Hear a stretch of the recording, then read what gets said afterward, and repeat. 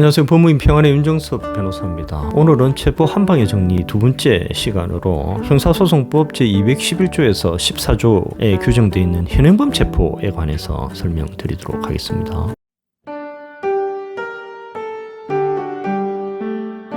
현행범 체포는 현행범을 체포하는 것을 말하는 것이죠. 현행범 체포에는 영장이 필요 없거든요. 왜 현행범 체포에는 영장이 필요하지 않을까요? 현행범이니까 범인이 명백하잖아요. 현행범이니까 범죄의 증거가 명백하기 때문에 영장 없이 체포가 가능하게 만든 겁니다. 현행범에는 두 가지가 있습니다. 말 그대로 현행범, 좁은 의미에서의 현행범, 두 번째 준현행범이 있습니다. 좁은 의미의 현행범은 범죄를 실행하고 있거나 실행하고 난 직후의 사람을 현행범이라고 합니다. 예를 들어서 식당에서 빵을 훔치는 상황에서 체포되었을 경우, 이 경우에는 알짜배기 현행범이 되겠죠. 그리고 우리 형사소송법은 준현행범에 대해서 규정하고 있습니다. 준현행범도 현행범에 준해서 체포가 가능하다라는 것입니다. 준현행범은 크게 네 가지 종류가 있습니다. 첫 번째는 범인으로 불리며 추격되고 있을 때, 예를 들어서 A라는 사람이 저놈 잡아라 하면서 쫓기고 있을 때. 근데 준현행범에서 범인으로 불리며 추격되고 있을 때는 범인으로 추격되고 있을 때 그때 체포하는 경우뿐만 아니고 중간에 범인이 살짝 사라졌어요. 근데 잠시 후 부근에서 범인이 다시 나타났을 때 현행범으로 체포할 수도 있습니다. 그리고 범인이라고 부르는 사람은 경찰관에만 한정되는 것이 아닙니다. 목격자 또는 제3자가 추적하는 경우에도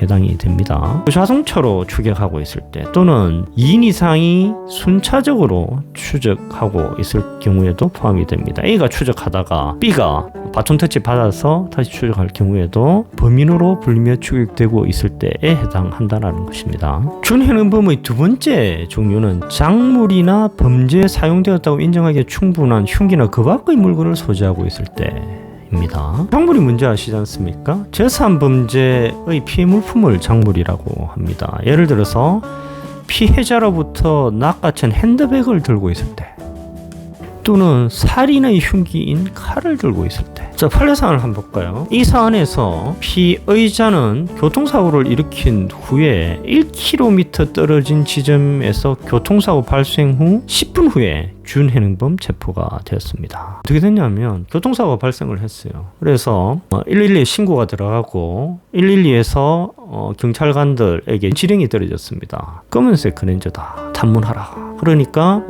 경찰관이 탐문을 하다가 수색 인근을 하고 있지 않습니까? 그런데 피고인이 검정색 그랜저 승용차에 내리고 있는 겁니다. 이게 교통사고 발생 지점으로부터 1km 떨어진 지점이고 교통사고 발생 후 10분 후입니다. 피고인은 검정색 그랜저 승용차에서 내리고 있고 운전석 범퍼하고 팬더 부분이 파손된 상태였다. 이 경우에는 준현행범인에 해당한다라는 것이 대법원 판례입니다. 현재 승용차가 범죄에 사용되었다고 인정하기에 충분한 물건이 되지 않습니까? 그래서 대법원은 준현행범인에 해당한다 이렇게 판시하고 있습니다. 준현행범인 세 번째 종류는 신체나 어복류에 증거가 될 만한 뚜렷한 흔적이 있을 때. 예를 한번 들어볼까요? 칼로 피해자를 찔러 살해한 사건에서 피고인의 손에 칼 사용 시 발생하는 자상이 있고 의복에 피해자의 피가 묻어 있을 때, 이 경우에는 준현행범인에 해당한다 이렇게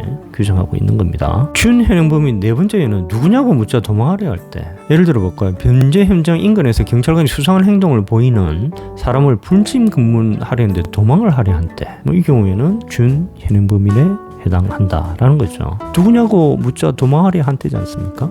꼭 경찰관이 물을 필요가 없어요. 사인이 물었는데 도망을 할 경우에도 포함이 됩니다. 또는 경찰관이 범인이라고 인정되는 사람의 해중 전등을 이렇게 비추자 도망하려 한 경우, 이 경우에도 준현행범인에 해당합니다. 경찰관이 아무 행동도 안 했어요. 단지 경찰관 보고 자기가 지뢰 겁먹고 도망간 경우, 이 경우에는 준현행범인에 해당하지 않습니다. 그런데 이런 경우에 경찰관 직무집행법 제3조에 의해서 경찰관 추적해서 정지시켜 물을 수가 있는 거죠. 이때 도망한 경우에는 준현행범인에 해당한다고 볼 수 있겠죠, 당연히. 준현행범의 경우에 시간적 접차성은 필요합니다. 예를 들어서 살인 범죄 발생 수개월 후에 피해자의 혈흔이 묻은 칼을 피고인이 소지하고 있다고 해서 이를 준현행범으로 볼 수 있을까요? 없습니다. 살인범죄가 발생한 게 수개월 전인데 어떻게 이 사람이 현행범으로 될 수가 있겠습니까? 이런 경우에는 준현행범으로 체포할 수 없다라고 볼 수 있고, 이 경우에는 긴급 체포를 해야 되겠죠. 다음으로 현행범 체포 요건에 관해서 살펴보도록 하겠습니다. 현행범 체포는 세 가지 요건을 요구를 하고 있습니다. 세 가지 요건 모두를 충족해야지 현행범 체포가 적법하다고 볼 수 있습니다. 현행범 체포의 첫 번째 적법 요건은 범죄의 현행성, 시간적 접착성이라는 겁니다. 예를 들어서 식당에서 손님의 휴대전화를 집으려고 하는 순간 범인을 잡았을 때, 또는 식당에서 손님의 휴대전화를 훔쳐 식당 밖으로 나가는 순간 범인을 잡았을 때, 이 경우에는 범죄의 현행성 또는 시간적 접착성이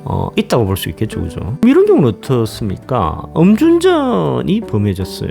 근데 40분 이상 경과한 시점에서 경찰관이 현장에 도착해 보니까 피의자가 길가에 앉아 있어요. 이 피의자를 현행범 체포했을 때 이 현행범 체포는 적법할까요? 대부분은 위법하다라고 판시하고 있습니다. 범죄의 현행성, 시간적 접착성 요건을 충족하지 못한다고 보고 있는 것이죠. 음주운전이 끝난 후에 40분이 지났다라는 겁니다. 그리고 신고를 받고 출동했을 당시에 피고인이 교장실에서 흉기 협박을 끝낸 후 40분이 지난 상황이었고, 피고인이 있던 곳이 교장실도 아니고 사무실이었을 경우에도 현행범 체포 요건을 갖추지 못한다라는 것이 대부분 판례입니다. 현행범 체포의 두 번째 적법 요건은 범인 및 재정의 명백성입니다. 아까 초반에 제가 영장 없이 현행범 체포가 적법하다고 인정되는 이유는 현행범 같은 경우에는 범인 및 재정이 명백하니까 인정을 한다라고 말씀드렸지 않습니까? 이 두 번째 요건이 바로 범인 및 재정의 명백성입니다. 체포할 당시 주변 목격자들 여러 명이 피의자가 휴대전화를 훔쳤다라고 진술을 하고 있고, 피의자가 훔친 휴대전화를 소지하고 있을 경우, 이 경우에는 범인 및 재정의 명백성 요건이 충족되겠죠. 제가 춘천지검에서 있었던 경험담을 한 개 말씀을 드리면, 춘천지검 관할 경찰서 경찰관이 피의자에 대해서 인터넷을 통한 음란물 유포 혐의로 조사를 하고 있는데, 길거리에서 우연히 피의자를 발견을 한 거예요. 그러면 긴급 체포를 해도 될 걸 현행범 체포를 해버렸다라는 거죠. 그래서 여기 어떻게 현행범이냐 그렇게 물으니까 경찰관 왈, 피의자 집에서 계속해서 자동 시스템으로 음란물을 유포하고 있었다 이렇게 이야기를 하고 있습니다. 근데 이 경우에 현행범 체포가 될까요? 재정의 명백성 요건을 충족을 할까요? 충족하지 않는다라는 것이죠. 피의자가 체포될 당시에 피의자가 음란물을 인터넷을 통해서 유포하고 있다라는 증거를 피의자 어떤 신체에서 발견할 수 있습니까? 주위에 목격자가 있는 것도 아니지 않습니까? 그래서 이 경우에는 범인 및 재정의 명백성 요건을 충족시키지 않는다라는 것입니다. 그리고 현행범 체포의 세 번째 적법 요건은 도주 또는 증거인멸의 우려가 있어야 됩니다. 현행범이라고 해서 무조건 체포할 수는 없다라는 겁니다. 체포 당시에 도주 또는 증거인멸 우려가 있어야 된다. 이걸 법적으로 체포의 필요성이 있어야 된다라고 규정하고 있는 겁니다. 그래서 체포 시에 피의자가 도주하려고 시도를 했다든지, 아니면 체포 시에 피의자가 훔친 휴대전화를 주위 차량 밑으로 확 던져 숨기려고 했다든지, 이렇게 도주 또는 증거인멸의 우려가 있을 경우에 체포의 필요성이 있다 이렇게 할 수 있습니다. 현행범 체포의 세 가지 적법 요건: 첫 번째, 범죄의 현행성, 시간적 접착성; 두 번째, 범인 및 재정의 명백성; 세 번째, 체포의 필요성. 이 세 가지 요건을 모두 갖추어야 적법한 현행범 체포라고 할 수 있다라는 겁니다. 현행범 체포의 절차에 관해서 간단히 살펴보겠습니다. 누구든지 영장 없이 체포가 가능합니다. 즉 경찰, 검사뿐만이 아니고 사인도 체포가 가능합니다. 체포했을 때는 어떻게 하느냐, 즉시 수사기관에 인도를 해야 되고, 근데 사인 같은 경우는 미란다 원칙 고지는 거 잘 모르지 않습니까? 사인이 체포했을 경우는 미란다 원칙을 고지할 필요가 없다라는 겁니다. 수사기관이 인도받았을 경우 지체 없이 피해자에게 미란다 원칙을 고지해야 됩니다. 수사기관은 현행범 인도받은 이후에 구속할 필요성이 없다라고 판단되면 석방할 수 있지 않습니까? 사인이 석방할 수 있을까요? 사인은 석방할 수 없다라는 겁니다. 그리고 수사기관이 현행범을 인도받았을 경우에는 체포자에게 성명이 뭔지, 주거가 어딘지, 체포의 사유가 무엇인지를 물어야 한다는 겁니다. 그리고 필요한 때는 체포자에게 선생님 경찰관서에 같이 가셔가지고 그 조사에 응하실 수가 있습니까? 이렇게 물어야 된다라는 건데, 그런데 이거는 임의동행이니까 동의해야 될 의무는 없습니다. 현행범 체포에는 적절한 실력 행사가 가능합니다. 과도하게 하면 안 되겠죠. 예를 들면 칼로 찌른다든지 이렇게 하면 절대로 안 되는 겁니다. 적절한 실력 행사가 가능합니다. 예를 들면 반항을 억압하는 정도의 실력 행사. 경우에 따라서는 무기 사용도 가능하다라는 것이 실무 예입니다. 예를 들어서 A가 B의 승용차를 열쇠 있지 않습니까? 열쇠로 쫙 끄면서 손괴를 하고 있었어요. B가 이를 발견했다라는 겁니다. 그래서 B가 A한테 가가지고 멱살을 잡고 흔들면서 현행범 체포를 해버리는 겁니다. 근데 A한테 상해가 발생을 했어요. 이런 경우에는 적법한 현행범 체포냐? 대부분 적법한 현행범 체포라고 판시를 하고 있습니다. 그리고 현행범 체포 이후에 수사기관은 현행범 체포서를 작성을 해야 됩니다. 그런데 그런 경우 있지 않습니까?